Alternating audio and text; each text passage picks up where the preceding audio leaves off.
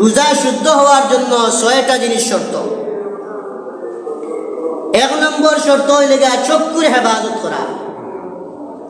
চক্ষুর হেফাজত করা রোজার জন্য প্রথম নম্বর আদব। তাহলে রোজার জন্য আদব হইল, রোজা শুদ্ধ হওয়ার আদব কয়টা? 6টা। রোজা শুদ্ধ হওয়ার আদব হইল 6টা। 1 নম্বর চক্ষুর হেফাজত করা, চক্ষুর হেফাজত করা। 2 নম্বর জিহ্বার হেফাজত করা, জিহ্বা দিয়া কোনো মানুষের সমালোচনা না করা, জিহ্বা দিয়া মুখ দিয়া কোনো মানুষের গীবত না গাওয়া, কোনো মানুষকে মুখ দ্বারা গালিগালাজ না করা। এইটা হইল রোজার সহি হওয়ার জন্য, শুদ্ধ হওয়ার জন্য 2 নম্বর শর্ত, জিহ্বা সংযত রাখা। জিহ্বা সংযত রাখা 1 নম্বর শর্ত কি? প্রথম নম্বর শর্ত হইল রোজা শুদ্ধ হওয়ার জন্য চক্ষুর হেফাজত করা। 2 নম্বর রোজা শুদ্ধ হওয়ার জন্য জিহ্বার হেফাজত করা। 3 নম্বর শর্ত হইল কানের হেফাজত করা। কান দিয়া মানুষের গালাগালি শুনবো না, কান দিয়া খারাপ কোনো জিনিস শুনবো না, কান দিয়া অন্য মানুষের সমালোচনা শুনবো না, কান দিয়া মানুষের সমালোচনা প্রশ্রয় দিব না। এই 3 নম্বরটা হইল রোজা শুদ্ধ হওয়ার 3 নম্বর শর্ত। 4 নম্বর শর্ত হইল হালাল হালাল খাবার দিয়া ইফতার করা। হালাল খাবার দিয়া ইফতার করা, সামান্য ইফতার করা। এমন এমন ইফতার করে পেটটা একেবারে সিন্নি ডেক হয়ে যায়। ইফতার শব্দের অর্থ হইলে গিয়া সামান্য। ইফতার আর ফিতরার অর্থ সমান। ইফতার অর্থ সামান্য, ফিতরা অর্থ সামান্য।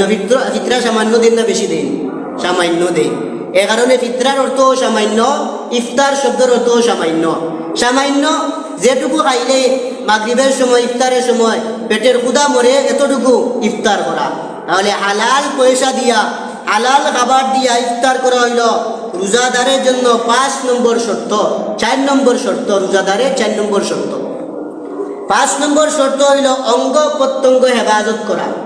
নিজের বডি হেফাজত করা, নিজের শরীর হেফাজত করা, নিজের যত অঙ্গ প্রত্যঙ্গ আছে সব কিছু হেফাজতে রাখা। এটা হইল রোজা শুদ্ধ হওয়ার জন্য 5 নম্বর আদব। রোজা শুদ্ধ হওয়ার 5 নম্বর আদব হইল অঙ্গ প্রত্যঙ্গ হেফাজতে রাখা। অঙ্গ প্রত্যঙ্গ হেফাজতে রাখা। 6 নম্বর আমার রোজা কবুল হইল কিনা, আমার রোজা কবুল হইল কিনা, আমার রোজা আল্লাহর কাছে কবুল হইল কিনা এই বয়ে থাকা। আয় আল্লাহ, আমি 30টা রোজা রাখলাম, আয় আল্লাহ আমি প্রথম রোজাটা রাখলাম, আল্লাহ জানি না আমার রোজাটা তোমার দরবারে কবুল হইল কিনা, আল্লাহ জানি না আমার রোজাটা কবুল হইল কিনা। এই বই আল্লাহর কাছে সব সময় এই বই করা। এই বই যদি মানুষের অন্তরে থাকে, আল ইমানু, বিশ্বনবী বলেন আল ইমানু আল খৌফু ওয়ার রাজা। ইমান হইল আশা এবং বইয়ের নাম ইমান। ইমান আশা এবং বইয়ের নাম। নামাজ পড়লাম, আল্লাহ আমার নামাজ কবুল হইল, এটা আশা থাকতে হইব। আমার নামাজ কবুল হয়েছে, আল্লাহ আশা থাকতে হইব। আবার মনে মনে বই থাকতে হইব, আল্লাহ আমার নামাজটা কবুল হইল কি হইল না, আল্লাহ আমার নামাজ কবুল হইল কি না।